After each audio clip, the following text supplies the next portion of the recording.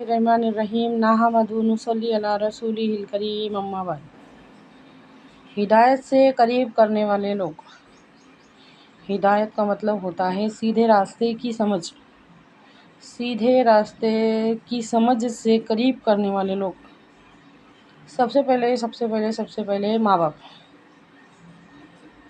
غور کر کے دیکھو، بالکل نظر انداز مت کرو اس بات کو، بہت بڑی بات ہے۔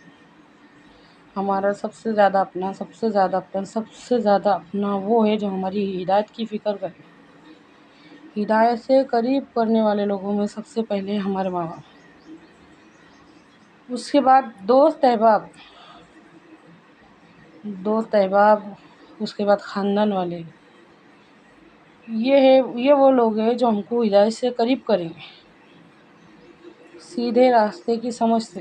اب ہو رہا کیا، اللہ معاف کرے، جو ماں باپ خود ہدایت کے قریب نہیں رہتے، وہ بچوں کو ہدایت کے قریب نہیں کر پا رہے۔ اس میں اتفاق سے ایسا ہو جاتا ہے کہ دوست اچھے ملنے کے بجائے کبھی وہ برے دوست مل گئے۔ بری صحبت کا اثر بہت بڑا رہتا ہے۔ سوچ کے دیکھو، ہدایت جو رہتی نا، ہدایت وہ ہوا پانی غذا اس سے بھی زیادہ بڑھ کے رہتی ہے۔ ہوا پانی غذا سے بھی بڑھ کر ہدایت رہتی۔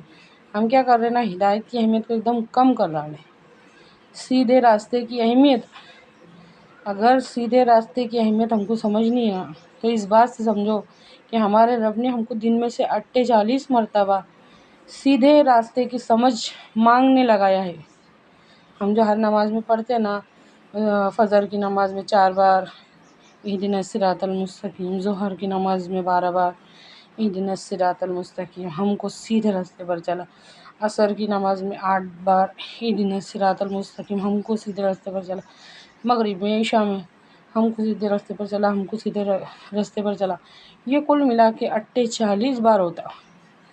تو ہمارے رب نے سوچ کے دیکھو، کسی اور چیز کو اتنا مانگنے نہیں لگایا، لیکن ہدایت کو 48 مرتبہ دن میں سے مانگنے لگا، تو اس چیز کی اہمیت کیا ہوں گی؟ سوچ کے دیکھو تو ہمارے ساتھ کیا ہو رہا۔ اللہ رحم کرے، شروعات سے کہ ہم سیدھے راستے کی اہمیت کو سمجھ نہیں پا رہے، اور نتیجہ یہ نکل رہا کہ آخرت پر دنیا کو ترجیح دے رہے، آخرت سے زیادہ دنیا کو اہمیت دے رہے۔ سوچ کے دیکھو، بہت بڑی بات ہے سمجھنے والوں کو۔ اگر دولت ہے، ہدایت نہیں ہے تو کیا کریں گے؟ اس دولت کا غلط استعمال کریں گے، عیاشیاں کریں گے، بدمعاشیاں کریں گے۔ اگر صلاحیت ہے، ہدایت نہیں ہے تو اس صلاحیت کا غلط استعمال کریں گے، جو کہ آج ہو رہا دنیا میں۔ ہر چیز کا، ہم اپنی طاقت کا، ہم ہماری ہمت کا، ہم ہمارے ہر چیز کا غلط استعمال کر رہے ہیں۔ اگر ہمارے پاس ہدایت نہیں ہے نا، تو ہمارے ارادے کا، ہمارے اختیار کا، ہمارے وقت کا، ہر چیز کا غلط استعمال ہو رہا ہدایت نہیں ہونے کی وجہ سے۔ تو ہے کوئی جو سوچے اور سمجھے؟